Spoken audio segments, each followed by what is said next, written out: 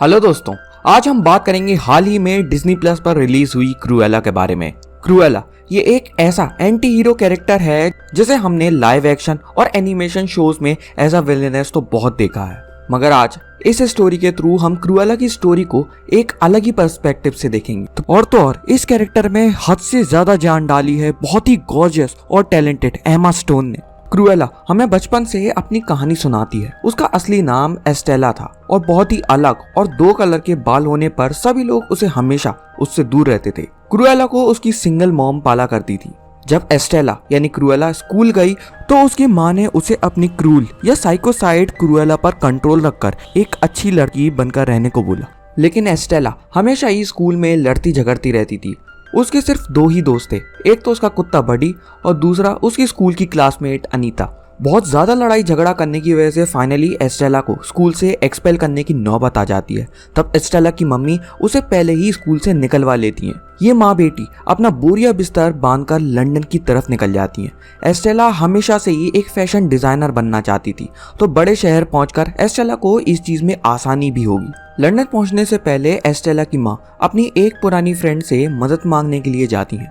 ये लोग बहुत ही बड़े मेंशन में जाते हैं जिसके आसपास समुद्र है, लेकिन ये मेंशन जमीन से काफी ऊंचाई पर था। जाने से पहले एस्टेला की माँ उसे एक फैमिली पेंडेंट देती हैं और कार से निकलने से सख्त मना करती हैं। लेकिन एस्टेला तो स्टेला, वो बाहर निकलकर देखती है कि मेंशन में एक ग्रैंड फैशन शो हो रहा है। यहाँ 3 डाल्मेशियन कुत्ते उसके पीछे पड़े आते हैं, जिनसे पीछा छुड़ाने के लिए एस्टेला अपनी माँ के पास भागती है।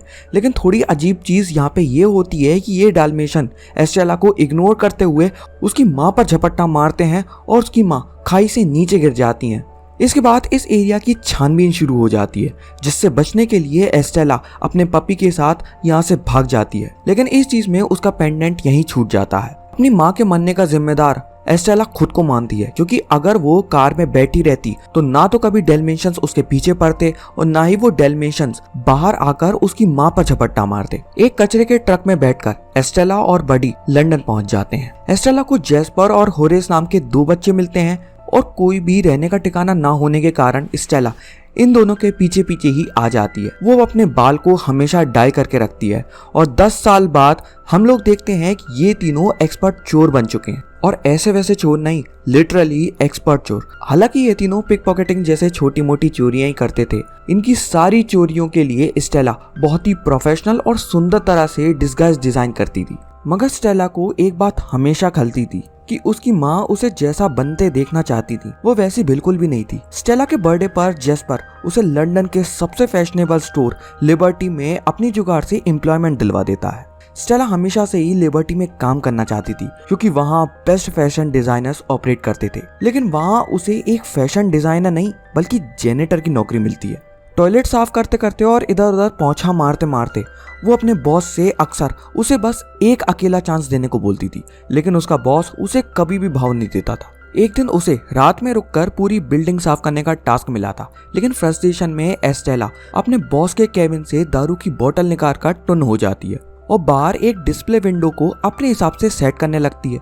सुबह सुबह वहीं भीड़ लग जाती है और हमें यहाँ पता चलता है कि डिस्प्ले विंडो को सजाते सजाते एस्टेला वहीं सो गई थी। उसका बॉस उसके गलती करने पर उसे जॉब से फायर करने ही वाला था, लेकिन तभी वहां बैरनेस यानी लंदन की बेस्ट फैशन डिजाइनर की एंट्री होती है। और जिस तरह से स्टेला ने डिस्प्ले विंडो पर उस मैनीक्विन को सजाया था, उससे इम्प्रेस होकर बैरनेस उसे हायर कर लेती है। स्टेला के पास शायद इस चीज का नेचुरल टैलेंट था, क्योंकि बैरनेस भी ये बोलती है कि उसने 10 साल में इतनी अच्छी डिस्प्ले विंडो कहीं नहीं देखी। स्टेला अब ठीक 5 बजे बैरनेस के ऑफिस पहुंच जाती है। यहाँ बैरनेस को भी उसका काम बहुत पसंद आता है।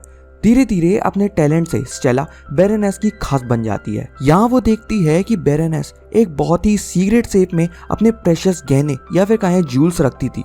सब कुछ इसी तरह ठीक चल रहा था और स्टेला भी अपनी ड्रीम जॉब में बहुत खुश रहती है। बट एक दिन वो नोटिस करती है कि जो पेंडेंट उसे उसकी माँ ने दिया था उसे बैरनेस पहनी हुई है। उस पेंडेंट के बारे में पूछने पर बैरनेस स्टेला को बताती है कि ये उसका ही पेंडेंट है, जिसे कुछ सालों पहले एक औरत ने चुरा लिया था। यानी सीधी सी बात है, बैरनेस स्टेला की माँ को चोर कह रही है।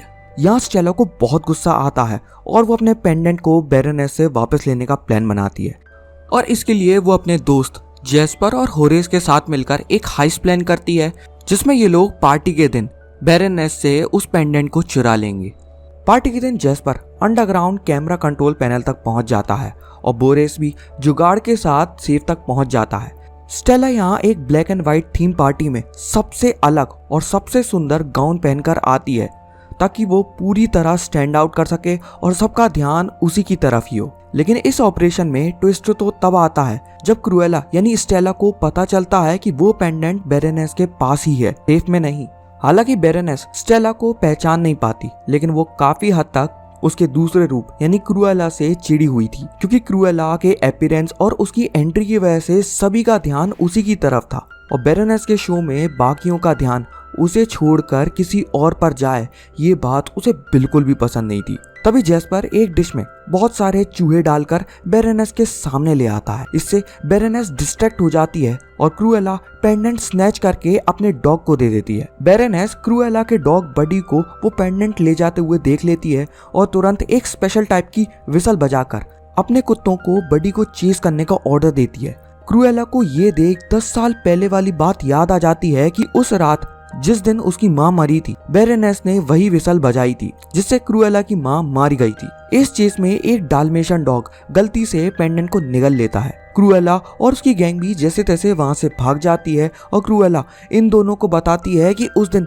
बेरेनेस ने ही उसकी माँ को मारा था और अब वो डिसाइड करती है कि वो बेरेनेस से अपनी माँ की मौत का बदला जरूर लेगी। स्टेला भी अब यही डिसाइड करती है कि वो अब से क्रूएला या फिर अपने ईवल या साइको रूप में ही रहेगी, क्योंकि अच्छा बन के वो घंटा कुछ नहीं उखाड़ पा रही थी। अगले दिन क्रूएला अपने स्कूल फ्रेंड एनीता से मिलने जाती है, जो कि एक जर्नलिस्ट है और पिछली रात पार्टी में भी थी। एनीता भी क्रूएला को देखकर पहचान गई थी। क्रूएला अब इसको बताती है कि वो बहुत ही कुछ क्रेजी करने वाली है। इसके बाद वो आर्टी नाम के एक फैशन डिजाइनर को भी अपने अपार्टमेंट पे ले आती है और तो और वो जेस्पर और बोरेस को बोल के उन तीनों कुत्तों को किडनैप भी करवा लेती है। अब इन सारी चीजों से हम लोग समझ सकते हैं कि क्रूएला के दिमाग में कुछ तूफानी आइडियाज आ रहे हैं। क्रूएला अभी भी स्टेला बनकर रेगुलरली ऑफिस जाया करती थी ताकि वो बेरेनेस पर नजर रख सके और वे क्रूएला एक एक करके बेरेनेस के हर शो में इंटरवीन करके उससे भी अच्छी ड्रेस में आती है और उसकी पूरी की पूरी लाइमलाइट ले जाती है। बेरेनेस इस चीज से पागल हो जाती है। वो क्रूएला को कोर्ट में स्यू करने और तो और अनीता के पास जाकर क्रूएला की लोकेशन पता करने की भी कोशिश करती है, लेकिन दोनों ही जगह से उसके हाथ कुछ भी नहीं आता। बेरेनेस के नेक्स्ट इवेंट के लिए स्टेला एक बहुत ही सुंदर गाउन डिजाइन करती है जिसमें वो साउथ अमेरिका से इम्पोर्टेड गोल्डन शेल्स लगाती है। इस डर से कि क्रूएला उसकी डिजाइन को चुरा न ले, बेरेनेस सभी फिनिश्ड डिजाइन को एक सेफ लॉकर में बंद कर देती है।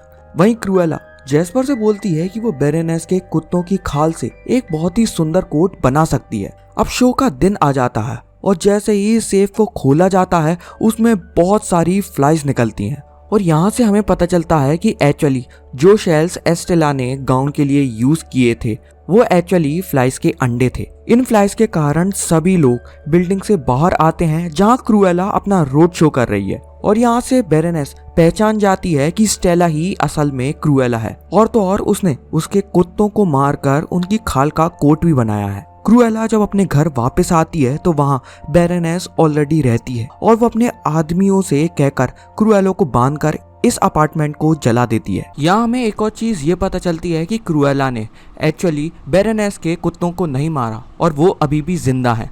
यहाँ ये लगता है कि क्रूएला की जिंदगी खत्म हो गई, लेकिन अगले दिन क्रूएला की आंख खुलती है और वो बेरेनेस के खास आदमी जॉन को अपने पास देखती है। जॉन क्रूएला को उसका पेंडेंट वापस देता है और यहाँ वो उसको उसकी सच्चाई बताता है कि बेरेनेस ही उसकी असली माँ है। बेरेनेस एक्चुअल में एक साइको औरत है।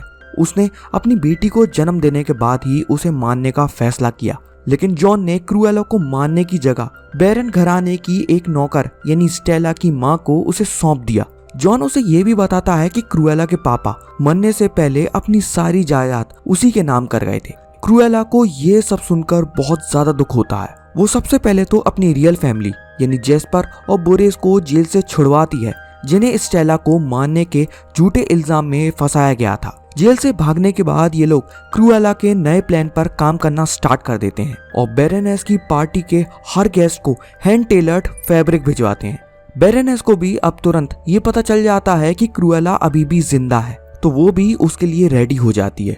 ये पार्टी उसी मेंशन में होती है जहाँ स्टेला की माँ को मारा गया था। इस पार्टी में सभी लोग क्रूएला जैसी विग पहने रहते हैं, तो बैरोनेस के लिए असली क्रूएला को ढूंढ पाना और भी ज्यादा मुश्किल हो जाता है। एकदम से ही बैरोनेस के डॉग्स हलचल में आ जाते हैं और बाहर दौड़ने लगते हैं। यहाँ से हमें पता चलता है कि क्रूएला के पास वो स्पेशल विसल है जो पहले बैरोनेस के पास हुआ करती। क्रूएला या कहें स्टेला अब बैरोनेस को अपने पास बुलाकर अपनी पूरी सच्चाई बताती है।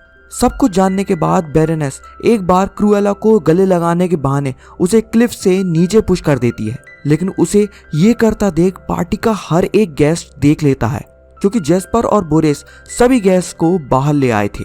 बहुत ही जल्द अपनी बेटी को मारने के जुर्म में बैरोनेस को पुलिस पकड़कर ले जाती है। लेकिन दोस्तों, क्रूएला की जिंदगी अभी यहाँ खत्म नहीं हुई है। एक्चुअली स्टेला मरी नहीं है, क्योंकि उसने अपने गाउन के साथ एक पैराशूट भी डिजाइन कर रखा था। स्टेला के जाने के बाद एंट्री होती है क्रूएला की, जिसे स्टेला मरने से पहले अपनी सारी प्रॉपर्टीज सौंप गई थी, और इस तरह स्टेला फाइनली क्रूएला बनकर अपनी माँ को इंसाफ दिलाकर खुशी खुशी रहने लगती है। और ये स्टोरी यहीं एंड हो जाती है।